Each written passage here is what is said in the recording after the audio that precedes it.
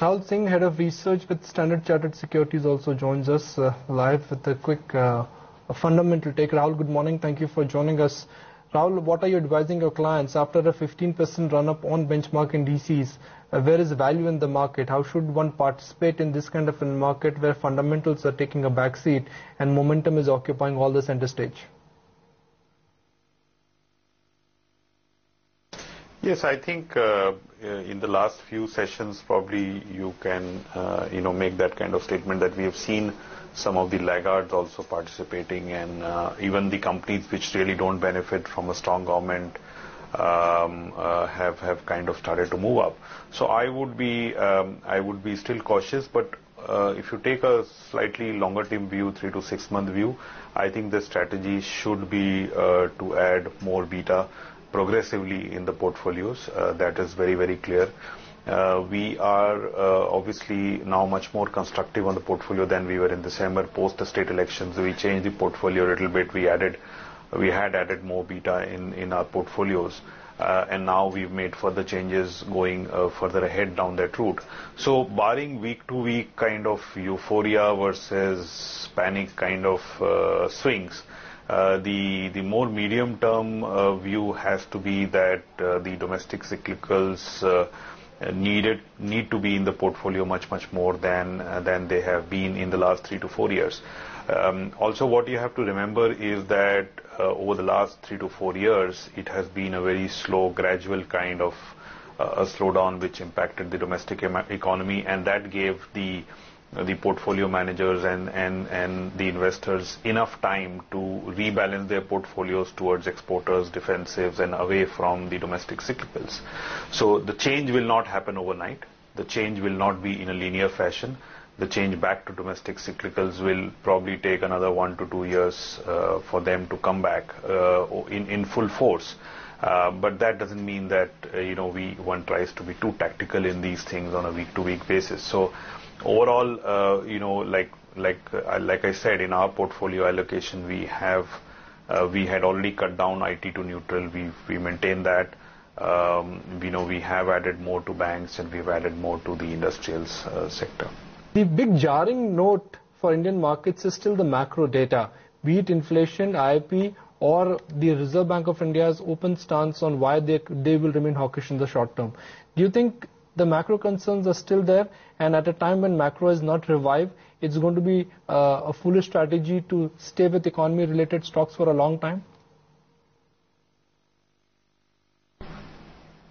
So, as I said, I think the turnaround in the domestic economy is obviously not going to be a sharp V-shaped recovery. There's nothing to indicate that is going to happen, even if we get a very good, strong government at the center, because investment cycle will take time to recover. So the economy has to gain from improving productivity in the meanwhile in the next 6 to 12 months or maybe even longer, and that would mean that we have to be careful in how do you want to play that cycle. At the same time, the fact that over the last 3 to 4 years, the portfolios have got so much skewed against some of these stocks that what we have seen is just the beginning of that process. And that process, as I said, is probably not going to be a V-shaped process. It's going to be more like a U-shaped process. But we are probably nearing the end of that bottom. So I don't think one needs to be extra cautious if one has a 12-month view or an 18-month view. But on a week-to-week basis and a month-to-month basis, these tactical changes could happen. But I'm not trying to get into that and trying to predict that, because that is obviously prone to much more swings. As I said, the domestic economy growth, what we are saying is from 4.5% or thereabouts, will go back gradually up towards 6.5%. It's not going to be an overnight process. Rahul, just want to get your views on IT as well as pharma, because the last time we interacted with you, you were of the belief that it always makes sense to stay put in IT and pharma as well, because if the economy were to turn worse, the rupee is not going to be at the strength levels that it's currently at, and thereby IT and pharma would benefit. Yes, so we've not reduced IT to underweight, or we are not negative on IT. And the weightages in IT sector in the indices are quite high now, upwards of 20%. So we have to see in that light. The near-term triggers for IT seem to be missing. From a medium-term perspective, the INR, the new normal is 60, so we are not going to see, for example, rupee going to 55 easily. So therefore, I think from a medium-term perspective, IT cannot be an underweight position. But can it be a significant overweight on already a very high weightage kind of in the indices? I don't think so. So we have come to a situation where the positive triggers are missing from the sector. If you look at the last quarterly results also, it has been mixed. So obviously there have been some company specific issues, but nobody has gone out there and said that FY15 is looking significantly better, or the recovery in the dollar revenue growth is going to be materially higher than the consensus expectations. So if that is not the case and rupee is going to remain at 60, so maybe FY16, 17 outlook looks very strong. But from an FY15 earnings point of view, we don't see any earning upgrades happening in IT anymore. And that would put some kind of a cap to the valuations to the stocks, and that's why we've cut it to neutral. It's not something where we are negative, but we just think that it will be a market performer at this point of time. Rahul, just like IT and pharma had become a overcrowded trade till about 3 months ago, do you think now buying into beta stocks or economy-related stocks has that trade now become slightly overcrowded? Well, as I said, on a week-to-week basis or a month-to-month basis, maybe you're right. But what we are seeing is that the investable universe in some of these beta sectors had shrunk significantly and is still very shrunk. So if you look at capital goods, you have the L&T, BHL, and then there is a long tail. So some of that tail has also run up, but we have not seen too much participation or real buying happening in some of those stocks or in infrastructure names, for that matter, the asset owners.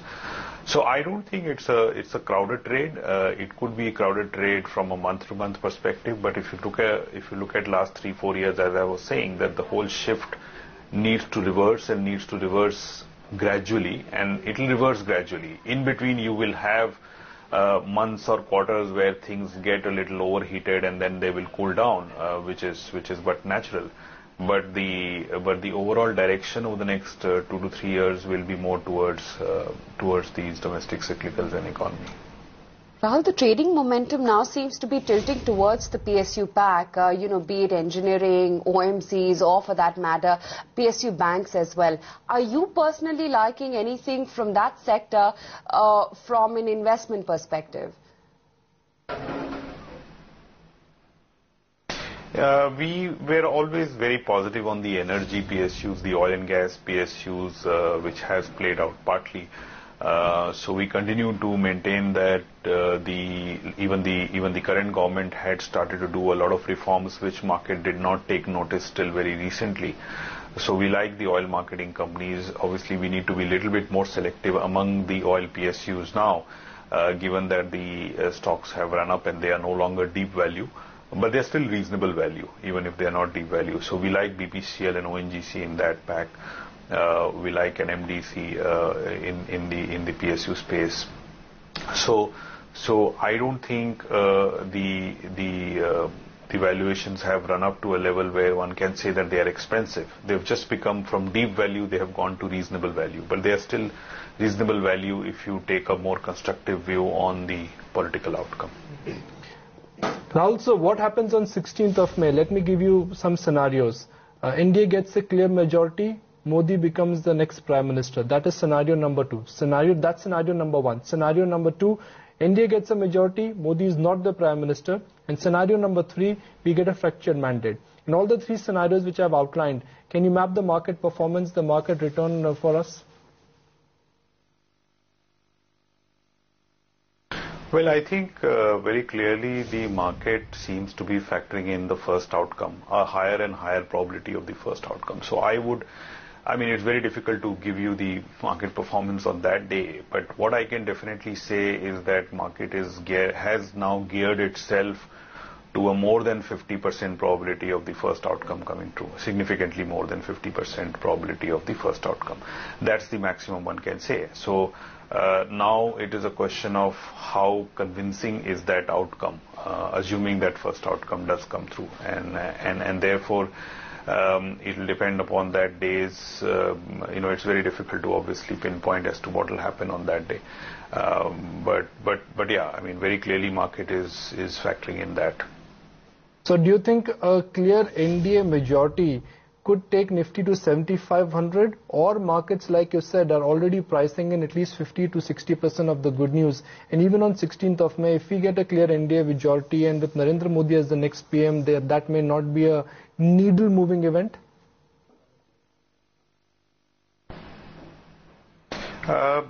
You can say that. Also, indices are very misleading, especially if you look at Nifty and Sensex today.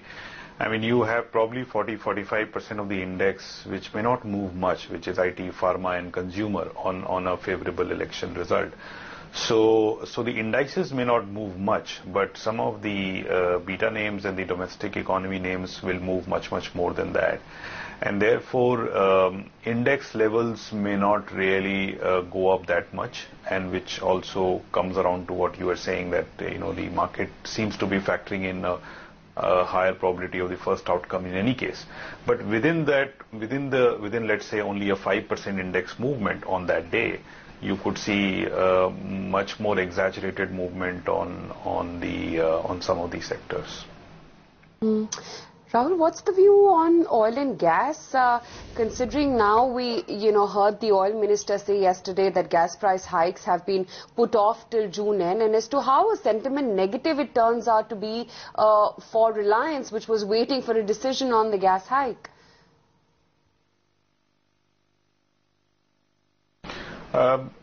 For Reliance, I mean, we have a non-consensus neutral on the stock. I mean, it's not something which I'm very positive on at these levels. I think the driver of the stock has to be more refining margins in the near term. Domestic market-wise, with the gas price hike really looking like there might be some compromise even with the next government. It is looking difficult for that $8.5 to go through, or the risk of that $8.5 going through has risen. So putting that together, along with the fact that Reliance is obviously investing a lot in telecom where the returns are not certain, at 950, 960 rupees, we think there is not much of outperformance left in Reliance. It has anyway been a market performer over the last 12 months, and I don't see that changing much. So I would much rather take a slightly more aggressive view on reforms in the oil and gas sector and play it through the oil PSUs, where the valuations are still reasonable. They are not deep value, as I said earlier, but they are still reasonable relative to Reliance. What is the best way to approach capital goods as a group? Because one can crudely divide the entire capital goods space into two parts. First, you got domestic capital good names like Voltas, Thermax, and then you got MNC capital good names like a Siemens or a Cummins. Right. As I said earlier, the investable universe in capital goods has also shrunk from what it used to be 6-7 years back. So therefore, you start with L&T and you kind of keep buying L&T, which is what people have done so far. I think one will have to differentiate between a capital goods company which is going to benefit from any near-term pickup in capex versus a deep cyclical. So something like a power capex could take longer, power generation capex could take longer than, say, manufacturing capex or industrial capex. So what we like, therefore, is a mix of obviously L&T, but also a healthy mix of bottom-up turnaround stories. For example, we like Crompton. Voltas is another name where we think there is a healthy mix between the consumer business and the capital good business. So we are not very full, kind of fully bullish on the capital goods sector yet.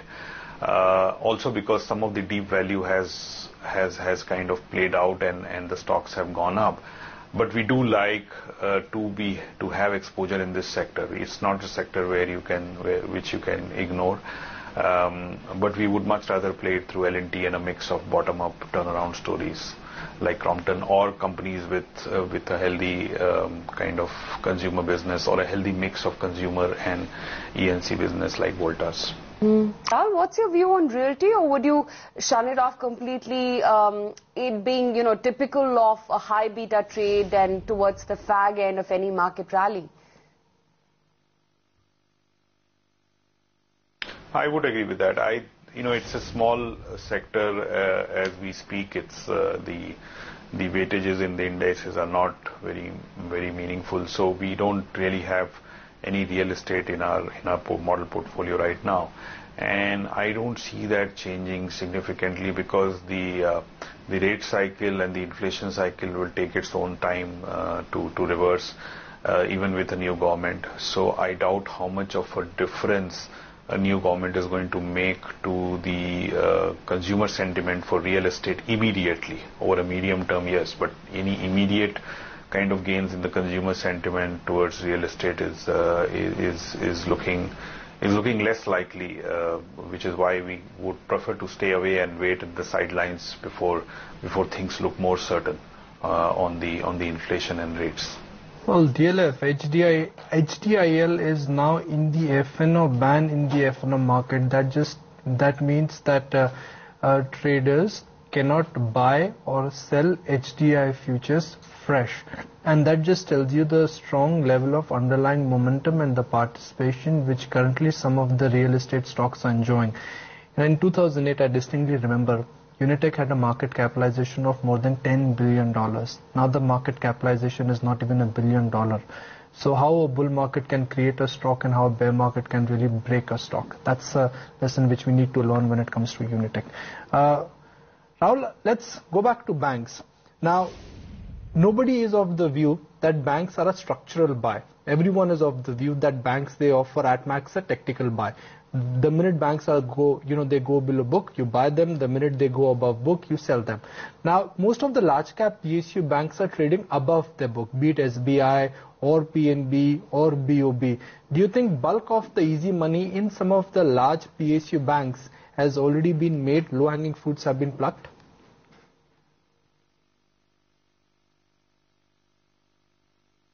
Yes, to some extent you're right, but what has also happened at the background is it's not just a beta rally for the sake of it. There have been some asset sales by the stressed borrowers. There have been some refinancings which have happened in the case of stressed borrowers. So they have basically been able to buy some breather, especially those stressed large corporate groups which were looking which were under threat of turning NPLs. They have been able to buy time like 6, 9, 12 months due to these refinancing and asset sales. So what we are going to see is quarter on quarter the slippages and the NPL formation cycle is going to probably see some moderation or slow down over the next 1 or 2 quarters. So incrementally the news flow is not that bad. And obviously in terms of if there is productivity improvement in the economy and the investment cycle improves, then over the medium term some of those large stressed corporate groups could actually manage to climb out of their deep bottomless pit as it is appearing today gradually.